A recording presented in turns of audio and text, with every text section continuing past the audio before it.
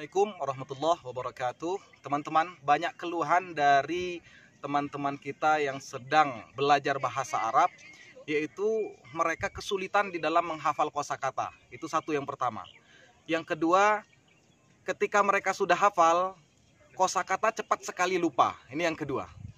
Kemudian yang ketiga, ketika kosakata sudah hafal, tapi kosakata tidak bisa digunakan di dalam percakapan. Artinya, walaupun sudah hafal ratusan bahkan ribuan kosakata, tapi kok ketika di dalam ngobrol itu kosakata nggak keluar. Nah, bagaimana solusinya? Jadi caranya adalah dengan kita memulai dengan kosakata-kosakata yang penting. Ini perlu diperhatikan untuk teman-teman yang sedang belajar bahasa Arab, apalagi yang pemula. Tinggalkan kosakata yang tidak dibutuhkan di dalam percakapan harian, ya. Jadi fokus kepada kosakata-kosakata yang penting. Ini yang pertama. Bagaimana kita untuk mendapatkan kosakata yang penting ini? Jadi kita urutkan dengan aktivitas harian kita. Misalnya ketika kita bangun tidur, berarti kosakata yang penting kita hafalkan adalah bangun. Ketika kita melipat pakaian, berarti kosakata yang penting kita hafalkan adalah melipat, seperti itu. Ketika kita masuk ke dalam kamar mandi misalnya, maka masuk itu adalah kosakata yang pertama kali harus kita hafalkan, seperti itu. Nah, ini untuk yang berbentuk pekerjaan. Begitu juga yang untuk berbentuk kata benda, maka kita utamakan benda-benda yang kita temukan di dalam keseharian kita, ya. Contohnya kosakata yang ada di kamar. Kalau kita pelajar berarti kosakata yang ada di kelas, yang ada di kamar mandi, dapur, seperti itu. Dan kita fokus kepada kosakata yang kita temui. Kemudian ketika kita tidak tahu kosakatanya, langsung kita tanyakan. Itu, ya, hindari kosakata yang tidak penting. Ini yang pertama. Terus yang kedua, tinggalkan kamus. Untuk pemula jangan pakai kamus, ya. Justru ini adalah menjadi kendala kita untuk bisa berbicara untuk pemula. Kenapa? Ketika kita tidak tahu kosakata, kemudian kita punya kamus dan kita buka, memang kita akan tahu satu kosakata itu, tapi kita kehilangan sesuatu yang banyak untuk memulai berbicara bahasa Arab.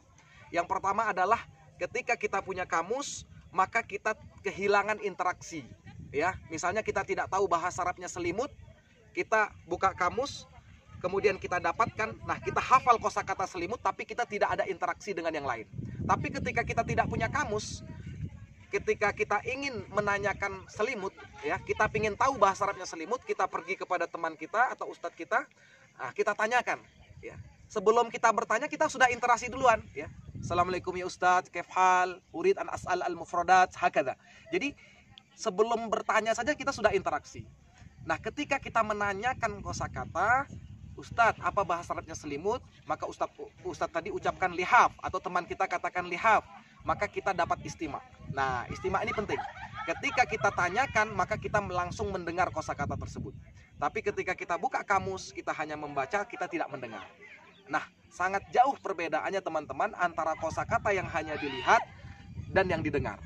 Orang yang dengan bisa melihat saja tanpa mendengar, walaupun dia bisa baca, dia tidak akan bisa berbicara.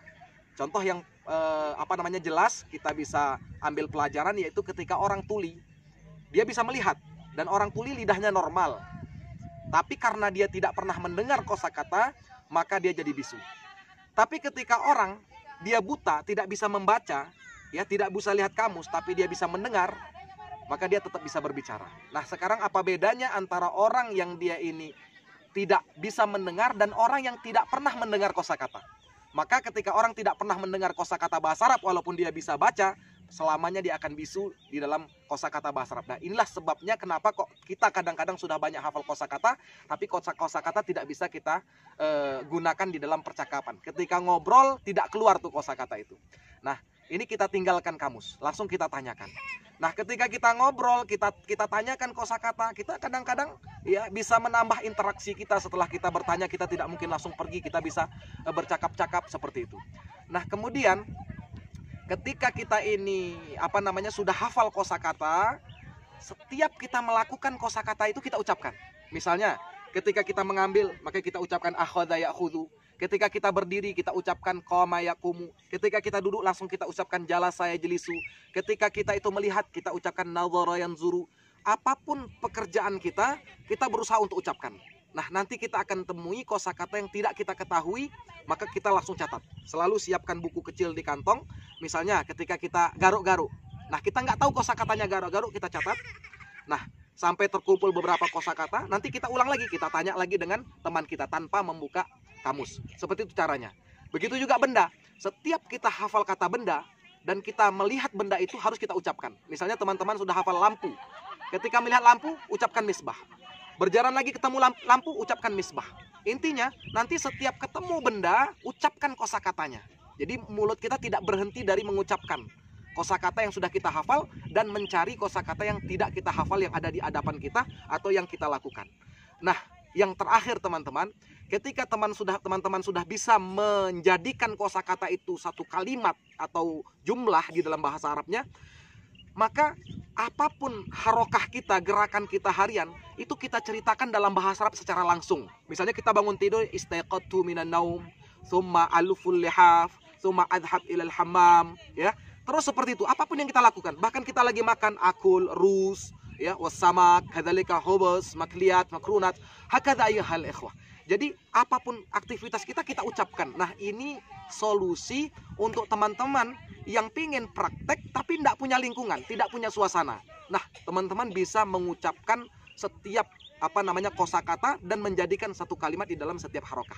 Nah, metode ini akan teman-teman dapatkan ya di kursusan Al-Masruri dengan metode Badlan. Makanya kita alhamdulillah sudah banyak kelas kita selesaikan. Alhamdulillah teman-teman dari nol ya, cuman dengan waktu 2 bulan saja sudah bisa bercakap-cakap bahasa Arab.